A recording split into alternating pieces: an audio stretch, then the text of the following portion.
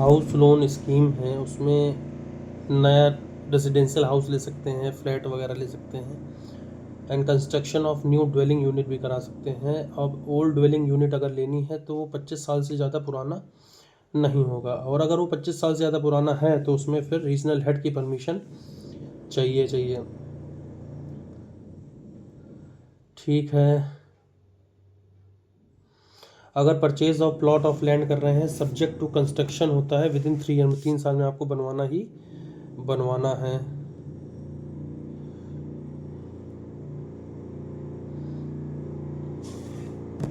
अच्छा, एक चीज़ और है कि जैसे इसमें लिखा हुआ है एप्लीकेंट या को applicant should be employed engaged in business या प्रोफेशन फॉर मिनिमम 3 ईयर्स के लिए वो है उस profession. In case of below 3 years regional managers are authorise to allow the deviation in case to case basis break in service if any it can be allowed to maximum 3 months का वो deviation इसमें RM दे सकता है। Applicant की as इसमें house loan में 21 साल और को एप्लीकेंट के 18 साल होनी चाहिए, और सैलरीड क्लास है तो 70 या मतलब रिटायरमेंट एज उसकी मानी जाएगी। और हाउएवर मैक्सिमम एज में बी लेस देन और equal to 70 year subject to availability of sufficient regular और and continuous source of income for serving the loan period. 70 साल से ऊपर तो जाना ही नहीं है। इसके बाद अब बात करते हैं क्वांटम ऑफ लोन की। अगर 50,000 उसी की GMI है तो 48 गुना, 50,000 से 1.5 लाख है तो 54 गुना, और 1.5 लाख से ऊपर है तो 60 गुना होगी। सैलरीड पर्सन की तरह अगर बात करें तो ग्रॉस इनकम अगर less than equal to 2 lakh है तो 4 गुना,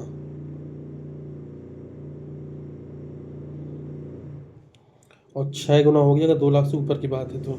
4 गुना 6 गुना यहाँ रहेगा, और उसमें रहेगा 48,000 तक रहेगा, 48 गुना रहेगा 50,000 तक, फिर 54 गुना रहेगा 50,000 से 1.5 लाख तक, 50,000 से 1.5 लाख तक 54 गुना रहेगा, और मोर देन 1.5 लाख रहेगा आपका 60 गुना।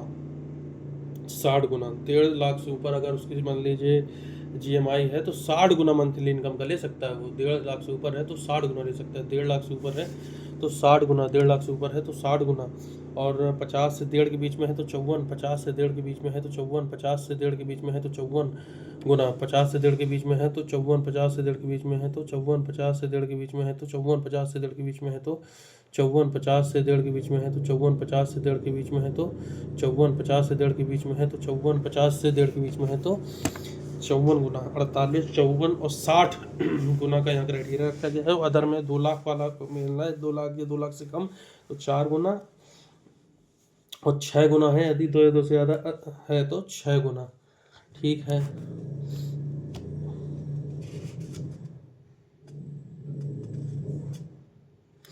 अगर आप सन डॉटर या spouse who is legal higher वो है 50, मतलब को एप्लीकेंट कुल मिला के आप बना रहे हैं तो 50 साल से नीचे ही एज होनी चाहिए उसकी।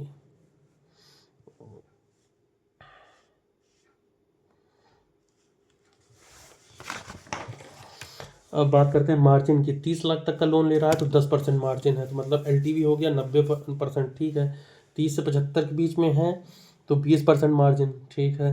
LTV हो गया उस केस में 80%, और 75 लाख से ऊपर ले रहा है तो मार्जिन हो जाएगा 25% का, तो 75% LTV हो गया। रिपेमेंट पीरियड होगा 30 साल, इसमें मॉरेटोरियम का ऐड करेंगे, और मॉरेटोरियम पीरियड जो है 18 वर्ष से ज़्यादा, 18 महीने से ज़्यादा नहीं हो सकता है। अगर मान लीजिए वो परचेज कर रहा है प्लॉट तो आप 60% उसको सैंक्शन अमाउंट का दे दो। फिर सेकंड जो किस्त देंगे आप उसको अप टू फाउंडेशन लेवल के लिए 15% दे दो।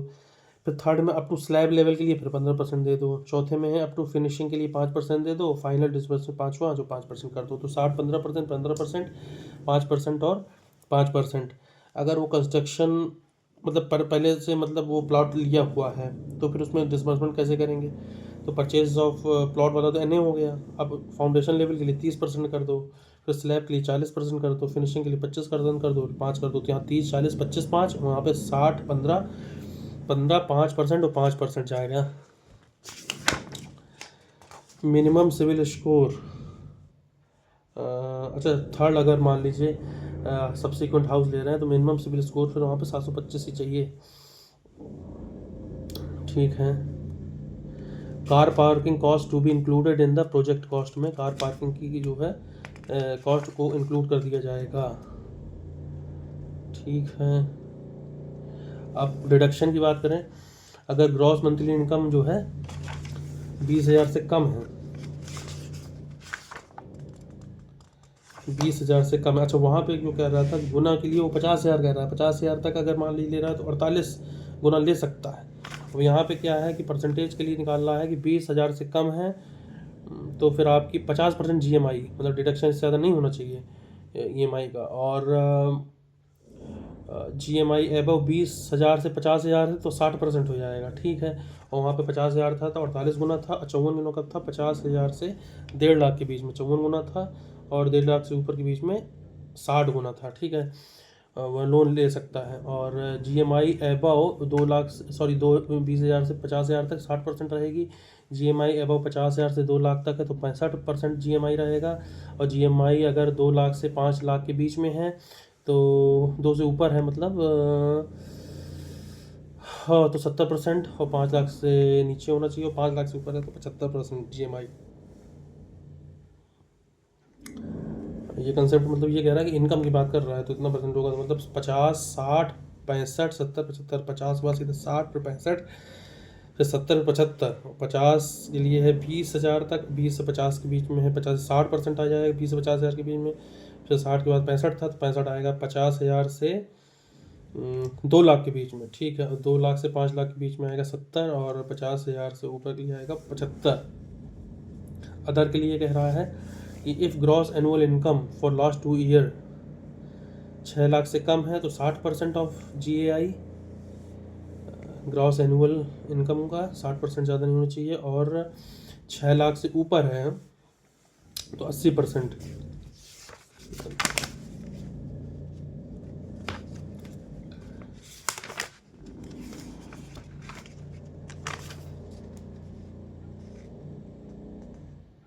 An EC of the plot of house will be obtained prior to sanction of loan. If loan amount exceeds ₹1 crore, then TIR title investigation report भी चाहिए, should be taken from दो approved advocates से। अच्छा NEC आपको चाहिए loan लेने के पहले, और अगर लोन 1 करोड़ से ऊपर एक्सीड कर रहा है तो फिर TIR टाइटल इन्वेस्टिगेशन रिपोर्ट भी चाहिए 2 अप्रूव्ड एडवोकेट से।